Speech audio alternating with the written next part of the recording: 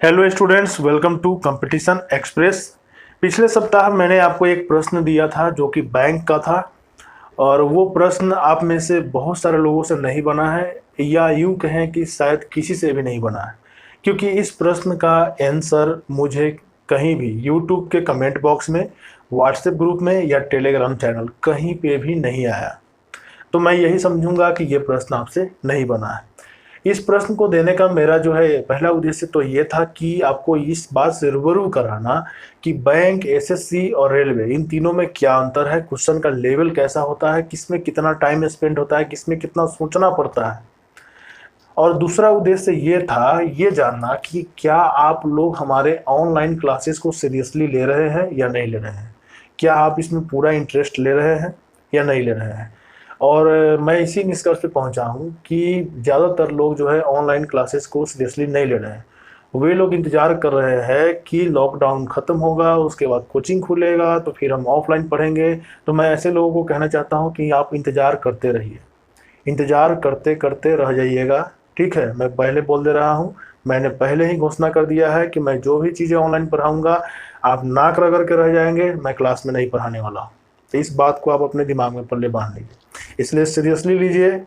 और मैं जो भी क्वेश्चन देता हूँ उस पर पूरा जोर आजमाइश कीजिए। बन जाता है तो आंसर को शेयर कीजिए, नहीं बनता है तो अपना प्रॉब्लम मेरे साथ शेयर कीजिए, मैं आपके प्रॉब्लम का समाधान करूँगा। ठीक है, मैं किस लिए हुआ, आपने मुझे पैसा किस लिए दिया है कि एक 6 महीने का कोर्स साल भर में घसीट के ले जाऊँगा आपको पढ़ाने के लिए। तो इसलिए थोड़ा सीरियस होइए, जो भी वीडियो डालता हूँ उसको अच्छे से पढ़िए। मैं पहले पूरा फोकस मेरा रीजनिंग पे है।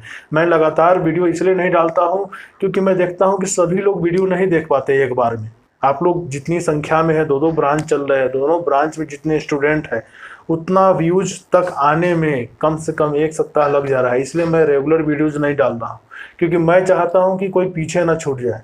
तो जो लोग भी लेट से वीडियोस देखते हैं, मैं उनको कह रहा हूँ कि अब फटाफट मैं वीडियो डालूंगा, और अगर आपका छूटता है तो आप जाने। तो चलिए शुरुआत करते हैं। यहाँ पे एक क्वेश्चन है, बैंक का पूछा हुआ क्वेश्चन है, और बहुत ही अच्छा क्वेश्चन है। क्वेश्चन है कि पोस्टमैन को यदि ये लिखा जाता है, वोमेन को यदि ये लिखा जाता है, तो नॉर्थ को क्या लिखा जाएगा। ये क्वेश्चन है कोडिंग डिकोडिंग का, और कोडिंग डिकोडिंग में भी उस टाइप का है जिसमें किसी वर्ड के प्रत्येक लेटर को किसी भी लेटर से बदल दिया जाए, कोई भी नियम नहीं, अपने मन। एग्जामिनर पोस्टमैन के सभी लेटर्स को इन लेटर्स से बदल दिया है, और इसमें उसने कोई भी नियम नहीं लगाया, अपने मन से कुछ भी। लेकिन पहला जो एग्जाम्पल होगा वो तो एग्जामिनर अपने मन से कुछ भी डाल देगा, लेकिन जो दूसरा एग्जाम्पल होता है वो जो है कहीं ना कहीं पहले पे ही आधारित होता है। तो जब भी अगर ऐसा प्रश्न आए कि एक साइड में कैपिटल लेटर हो, दूसरे साइड में स्मॉल लेटर वाला कोड हो, और दो दो एग्जाम्पल हो, तो ज़्यादा चांस है कि वो इसी टाइप का प्रश्न होगा। और ये प्रश्न ज़्यादातर बैंकिंग में आते हैं, लेकिन भविष्य में एसएससी और रेलवे में नहीं आएगा, इसकी मैं गारंटी नहीं दे सकता। आ भी सकता है, क्योंकि सब दिन ब दिन जो है एग्जाम्स का लेवल बढ़ते जा रहा है। तो देखिए कैसे बनाएंगे, कैसे इस तरह का जो क्वेश्चन आता है उसको कैसे बनाएंगे। देखिए, आपको कुछ नहीं करना है, बस सिंपली क्या करना है, ये जो पहला दो एग्जाम्पल दिया गया है, इन दोनों एग्जाम्पल के आधार पे आप थोड़ा सा चिंतन कीजिए, दिमाग में थिंकिंग कीजिए। क्या कीजिए, पहले एलएचएस वाले साइड को मिलाएंगे, फिर आरएचएस वाले साइड को मिलाएंगे। इन दोनों में क्या कॉमन है जरा देखिए। तो यहाँ भी ओ है, ठीक है, यहाँ भी ओ है, यहाँ भी एम है, यहाँ भी एम है, यहाँ भी एन है, और यहाँ भी एन है। यानी 3 लेटर इन दोनों में कॉमन है। जब इन दोनों वर्ड का 3 लेटर कॉमन है तो क्या कोड भी कॉमन होगा, देख लेते हैं। तो जरा गौर से देखिए, डी इसमें नहीं है, एफ हाँ एफ है, एफ यहाँ भी है, यहाँ भी है, आर यहाँ भी है, यहाँ भी है, जेड यहाँ भी है, और यहाँ भी है। यानी इन दोनों में 3 लेटर कॉमन है और 3 कोड भी कॉमन है। इसका मतलब हुआ ये एफ आर जेड हो ना हो, ये ओ एम एन का कोड होगा। लेकिन कोई जरूरी नहीं है कि ओ का कोड एफ ए होगा और एम का कोड आर होगा, ऐसा कोई जरूरी नहीं है। ये उल्टा पुल्टा कोई भी किसी का कोड हो सकता है, लेकिन इतना गारंटी है कि ओ एम एन इन तीनों लेटर्स का जो कोड है यही 3 लेटर है। अब कौन किसका कोड है ये स्पेसिफाई नहीं है यहाँ पे, ये क्लियर नहीं है। तो कभी कभी ऐसा भी पेज फंसता है एग्जाम में, आपको कोड तो पता चल जाएगा लेकिन समूह का पता चलेगा। यहाँ 3 लेटर्स के समूह का कोड जो है ये एफ आर जेड है, अब बच गया ई। तो हम देखिए यहाँ पे निष्कर्ष क्या निकला, निष्कर्ष निकला कि OMN का कोड है FRZ, और यहाँ पे निष्कर्ष निकला बच गया ई, तो ई का कोड हो गया डी। तो चलिए इसका तो पूरा काम तमाम हो गया, ओमेन वाला जो लेटर था उसका तो काम तमाम हो गया। अब इस पे आते हैं, इस वर्ड में 1 2 3 लेटर्स का तो काम तमाम हो गया। अब बच गया क्या, 1 2 3 4 लेटर इधर में और 4 कोड इधर में। इसका मतलब जो है अब क्या बच गया, अब बच गया कि PSTA इसका कोड हो ना हो BGLV। PSTA जो बच गया, इन चारों लेटर्स का कोड हो ना हो इन्हीं चारों, यही चार है। अब कोई जरूरी नहीं कि P का कोड B ही होगा, वो L भी हो सकता है, G भी हो सकता है, ये क्लियर नहीं है। हर प्रत्येक इंडिविजुअल लेटर का कोड नहीं मालूम है, लेकिन इतना मालूम है कि ये जो ग्रुप ऑफ लेटर्स है इसका कोड ये ग्रुप ऑफ लेटर्स होगा, इस समूह का कोड वो समूह हो सकता है, ये इतना हमें मालूम चल गया। अब आते हैं नॉर्थ पे, हमें बताना है नॉर्थ का कोड क्या होगा। अगर इन दो लेटर्स का कोड कुछ इस तरह से है तो बताएं नॉर्थ का कोड क्या होगा। तो चलिए नॉर्थ का कोड पता करते हैं। देखिए तो नॉर्थ में सबसे पहले देखते हैं, यहाँ एन है, एन का कोड कहाँ से, यहाँ देखिए OMN, इन तीनों लेटर्स का कोड है FRZ। लेकिन मैंने पहले ही बोला था कि कोई जरूरी नहीं है कि एन का कोड ZA होगा, वो R भी हो सकता है, वो F भी हो सकता है, ये उल्टा पुल्टा है, इधर उधर है, मिक्सअप है। तो हम कंफर्म एन का कोड Z नहीं बता सकते हैं, या F या R नहीं बता सकते हैं। उसी तरह हम O का, यहाँ O भी है लेकिन नहीं बता सकते हैं। तो अब क्या होगा, तो थोड़ा दिमाग लगाइए। नॉर्थ में देखिए NO है और यहाँ भी NO है, तो हम तो ये नहीं बता सकते कि एन और ओ का इंडिविजुअल कोड क्या होगा, लेकिन हम ये जरूर अनुमान लगा सकते हैं कि ये जो NO है इसका जो कोड है हो ना हो OM, देखिए OMN इसी का तो ये हिस्सा है, तो इसका जो कोड है उसका ये, इसका भी जो कोड होगा ON का इसी का हिस्सा होगा। तो देखिए ON का कोड हो ना हो इन्हीं तीनों में से कोई दो लेटर है, इस ON का कोड FRZ में से कोई दो लेटर है, या तो FR हो सकता है, या RZ हो सकता है, या FZ हो सकता है, ये हो सकता है। तो इन्हीं तीनों में से कोई दो लेटर हो सकता है। तो हम यहाँ पे बता नहीं सकते ON का कोड क्या होगा, लेकिन इतना तो गारंटी है कि नॉर्थ में जरा गौर से देखिए, कहीं भी M है क्या, नॉर्थ में कहीं भी M नहीं है। M नहीं है मतलब तीनों लेटर कभी नहीं आएगा। M नहीं, देखिए OMN तीनों को लेकर FRZ कोड है, हमें तो केवल दो निकालना है, O और N चाहिए। इसका मतलब जब हम LHS साइड से दो लेटर लेंगे तो RHS साइड से भी तो हमको दो ही कोड चाहिए।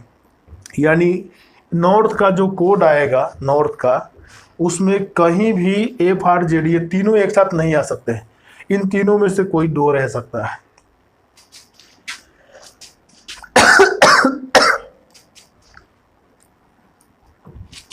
तो इसका मतलब ये हुआ कि हमें सबसे पहले वो ऑप्शन छाट के हटाना है जिसमें FRZ तीनों दिया गया है। तो देखिए तो ये वाला ऑप्शन नंबर ए में यहाँ FRZ तीनों दिया गया है, यहाँ भी FRZ तीनों दिया गया है, डी में जो है केवल FZ दिया गया है, और सी में जो है वो आपको R और Z दिया गया है। तो ये दोनों तो जो है इसके कोड के अनुसार बन सकते हैं, लेकिन ऑप्शन नंबर ए और बी ये बिल्कुल भी नहीं हो सकता, ये संभव ही नहीं है, क्योंकि तीनों के तीनों आ जाए। क्यों, क्योंकि तीनों के तीनों कोड यूज करने के लिए नॉर्थ में M का होना आवश्यक है। तो इसलिए जो है ऑप्शन नंबर ए और ऑप्शन नंबर बी ये दोनों हमारा गलत हो जाएगा। अब बच जाता है सी और डी। चलिए कंपेयर करके देखते हैं सी और डी में। यहाँ देखिए नॉर्थ का कोड निकालने के लिए, अब देखिए NO है, तो निश्चित तौर पे मैंने थोड़ा देर पहले बोला कि NO का जो कोड है वो FRZ में से कोई दो हो सकता है। जरा गौर से देखिए, FRZ में से RZ ले लिया गया है यहाँ पे, इसका मतलब NO के बदले में ये दोनों आ गया। अब बच गए तीन लेटर्स RTH और उसके बदले में है BCL। अब कंपेयर करते हैं। R को देखिए, ना तो R इसमें था ना R इसमें है, R एकदम नया लेटर है, और R नया लेटर है तो इसका मतलब ये भी है कि देखिए यहाँ कहीं भी आर चूंकि इन दोनों में एलएचएस साइड में नहीं था तो उसका कोड भी यहाँ नहीं होगा। इसका मतलब आर चूंकि नया लेटर है तो इसका कोड भी एकदम नया होगा। एकदम नया कहने का मतलब आर का जो कोड होगा वो इन सभी लेटर्स और इन लेटर्स को छोड़ के होगा, कोई भी हो सकता है। तो यहाँ देखिए आर जेड तो है, लेकिन यहाँ नया लेटर में क्या देखिए यहाँ नया बी तो पहले से था, बी तो होगा नहीं क्योंकि आर नया लेटर है। तो सी हो सकता है मे बी आर का कोड सी हो। तो यहाँ ये भी क्लियर हो गया था। ठीक है, चलिए आर के बदले सी। तो ये यहाँ तक 3 तो हमने क्लियर कर लिया, 3 लेटर्स के बदले यहाँ हो गया। अब आते हैं टी। अब जरा गौर से देखिए, PSTA का कोड ये क्या हो सकता है, BGL भी हो सकता है। अब इसको एनालाइज कीजिए अच्छे से, जरा देखिए तो अगर हम इस टी को पकड़े तो इस टी का कोड इन चारों में से कोई भी हो सकता है। कोई जरूरी नहीं है कि एक बी होगा या एल ही होगा, इन चारों में से कोई भी हो सकता है। मतलब टी के लिए BGL भी में से कोई एक लेटर हो सकता है। तो जरा देखिए तो यहाँ अगर टी के कोड की बात करें तो एल और बी को जरा गौर से देखिए, यहाँ बी भी है एल भी है। देखिए जरा गौर से, यहाँ बी भी है यहाँ एल भी है, जबकि टी के लिए जो है कोई एक आना चाहिए था, या तो इन चारों में से कोई एक आना चाहिए, यहाँ दोनों आ गया। अब बच गया एच। तो जरा इन दोनों लेटर, दोनों के दोनों वर्ड को गौर से देखिए, दोनों वर्ड में एच तो कहीं है ही नहीं। मतलब एच भी नया लेटर है। एच अगर नया लेटर है तो उसका कोड भी नया होगा। नया कोड कहने का मतलब वो जो इसका जो कोड होगा, जो लेटर होगा इसके बदले, एच के बदले, वो इन दोनों में कहीं भी नहीं होगा, कोई दूसरा लेटर होगा। और यहाँ देख रहे हैं, अगर हम मान लें टी का कोड यदि बी ले लिया है, अगर हम मान लें तो ऑटोमेटिकली एच का कोड एल हो जाएगा, जो कि गड़बड़ हो जाएगा क्योंकि एल तो PSTA यानी इन चारों में से जो है, इन चारों में से किसी एक लेटर के लिए होगा।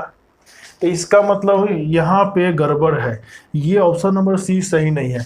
इस नॉर्थ में 2 नया लेटर है, सॉरी ये वाला, ये 2 नया लेटर है, तो हमें यहाँ 2 नया कोड भी दिखना चाहिए था। हम यहाँ देख रहे हैं केवल एक ही नया कोड है, और BLRZ ये तीनों जो है हम पहले से जान रहे हैं, तो ये ऑप्शन नहीं होगा। तो बच्चा ऑप्शन नंबर डी, इसका मतलब ऑप्शन नंबर डी आंसर होगा। और वो कैसे होगा देखिए, यहाँ देखिए, यहाँ पे गौर से देखिए। अब फिर से हम आते हैं, इसको थोड़ा सा मिटाना पड़ेगा, थोड़ा साफ सुथरा कर देते हैं इसको। हाँ अब देखिए नॉर्थ में NO का कोड F और Z में से कोई 2 होगा। तो देखिए यहाँ पे F और Z 2 को दिया हुआ है, तो इसका तो क्लियर हो गया, झंझट बच गया। R एक नया लेटर था, तो इसके लिए नया कोड आना चाहिए। किस, इन सभी को छोड़ के कोई नया कोड। तो जरा देखिए तो इसमें C आया हुआ है, एक नया कोड दिखाई दे रहा है, और एक O दिखाई दे रहा है। तो हो सकता है R के लिए या तो C आया होगा या तो O आया होगा।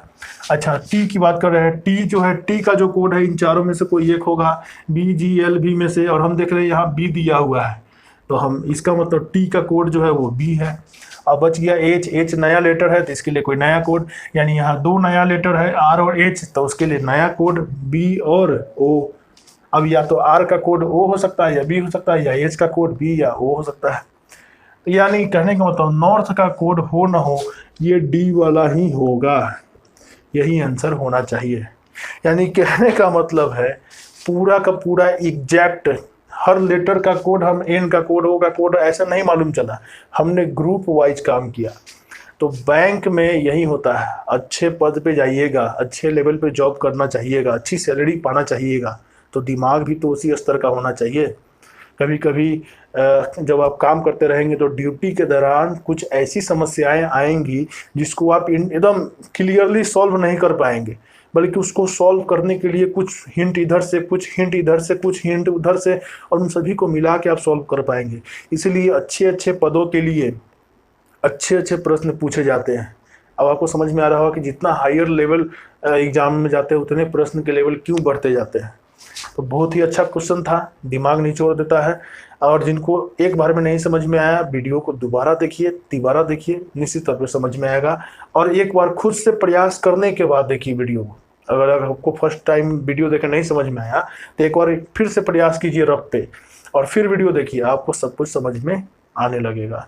तो आज की इस वीडियो में इतना ही। बहुत जल्द जो है हम लोग कोडिंग डिकोडिंग को समाप्त करेंगे।